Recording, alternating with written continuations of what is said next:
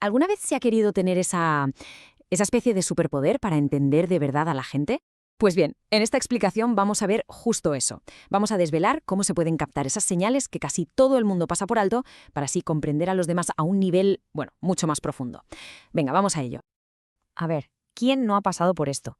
Ese momento súper incómodo en el que conoces a alguien, te haces una idea en la cabeza y al cabo de un tiempo te das cuenta de que, vamos, no podías haberte equivocado más. Es una sensación que te deja un poco fuera de juego, ¿verdad? Pero la verdad es que es algo que nos pasa a todos, es de lo más normal. Y aquí, justo aquí, está la clave de todo.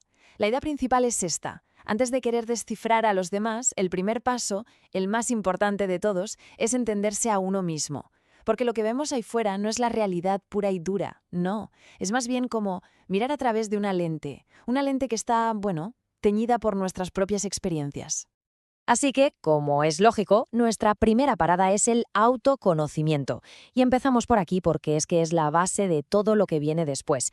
La manera en que vemos el mundo está, queramos o no, totalmente moldeada por nuestros prejuicios, nuestras emociones, nuestras vivencias. Si no entendemos nuestro propio filtro, es imposible, pero imposible de verdad, ver a los demás con un mínimo de claridad. Esta frase, la verdad, es que lo clava. Lo resume a la perfección. La habilidad para conectar de verdad con otra persona no es algo que se aprenda de puertas para afuera.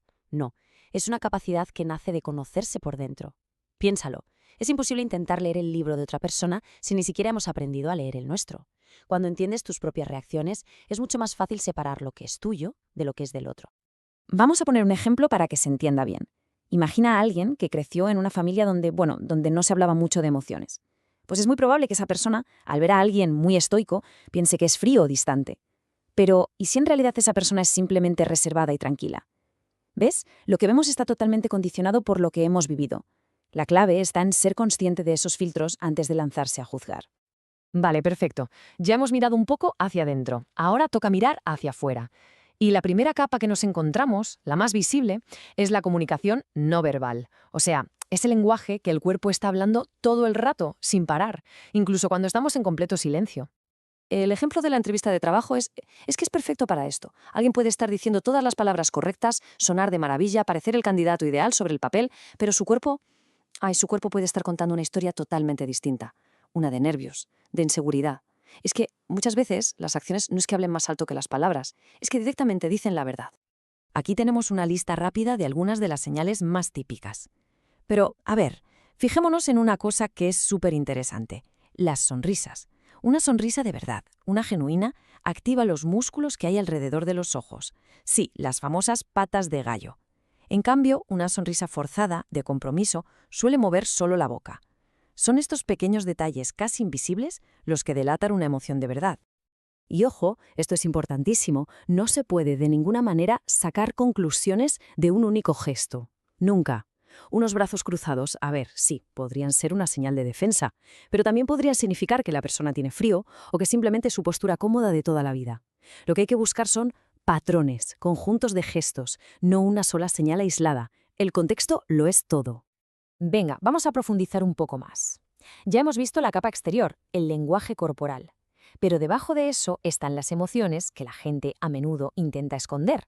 La pregunta es, ¿cómo podemos llegar a ese mundo interior?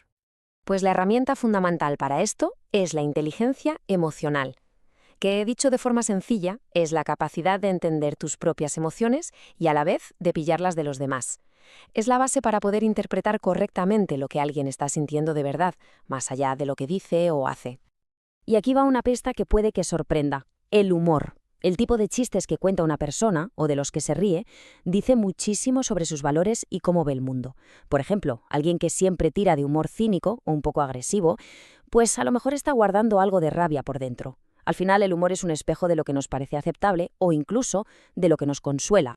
Bueno, y aquí tenemos un pequeño ejercicio, un juego, inspirado en las ideas de Carl Jung. Ojo que no es ciencia exacta, pero puede ser muy, muy revelador. Se trata de pedirle a alguien que responda a estas 4 cosas. El color favorito puede decir algo sobre cómo se ve a sí misma esa persona. El animal, cómo ve a los demás. La masa de agua favorita, su idea sobre el amor. Y la habitación blanca, eso a menudo saca a la luz miedos o sentimientos ocultos sobre lo desconocido. Es una forma curiosa y fascinante de empezar una conversación que vaya un poco más allá. Y ahora sí, ahora llegamos al mismísimo centro de la cebolla, a la pregunta del millón. ¿Qué es lo que de verdad mueve a las personas? ¿Por qué hacen lo que hacen? Aquí vamos a explorar esos motores que están bajo la superficie, los que no se ven. Esta frase de Patrick King nos pone en situación perfectamente. La mayoría de la gente, seamos sinceros, no va por la vida mostrando sus emociones y motivaciones tal cual. ¿Qué va? Han aprendido a construir fachadas, a ponerse máscaras. Nuestro trabajo, si queremos entenderlos, es precisamente intentar ver qué hay detrás de esa fachada. Muchas veces cuando vemos un comportamiento que nos parece totalmente irracional, lo que está pasando en realidad es que hay un mecanismo de defensa del ego funcionando a toda máquina. Son como estrategias automáticas e inconscientes que usamos para protegernos. La proyección es un ejemplo del libro, cuando alguien te acusa de algo que en realidad está haciendo él mismo. Entender esto nos da muchísimas pistas para comprender por qué la gente actúa como actúa. Y ahora, otra fuerza potentísima que nos define, nuestras primeras experiencias de vida. La forma en que nos relacionamos hoy de adultos con nuestras parejas, amigos, compañeros, está directamente influenciada por los lazos que creamos cuando éramos niños. Es un eco del pasado que resuena en el presente. Básicamente, se habla de 4 estilos de apego que se forman en la infancia. Por ejemplo, si los cuidadores fueron un poco inconsistentes, a veces estaban y a veces no, eso puede generar un estilo ansioso, de necesitar siempre la aprobación de los demás. Por otro lado, un cuidador muy distante puede crear un estilo evitativo, en el que la persona huye de la intimidad y puede parecer fría. Y ojo, reconocer estos patrones, en uno mismo o en los demás, no va de buscar culpables en el pasado, ¿eh? Va de entender cómo nos afecta eso hoy en nuestras relaciones. Muy bien, hemos visto todas las capas: el autoconocimiento, el cuerpo, las emociones, las motivaciones profundas. La pregunta ahora es, vale, ¿y cómo llevamos todo esto a la práctica?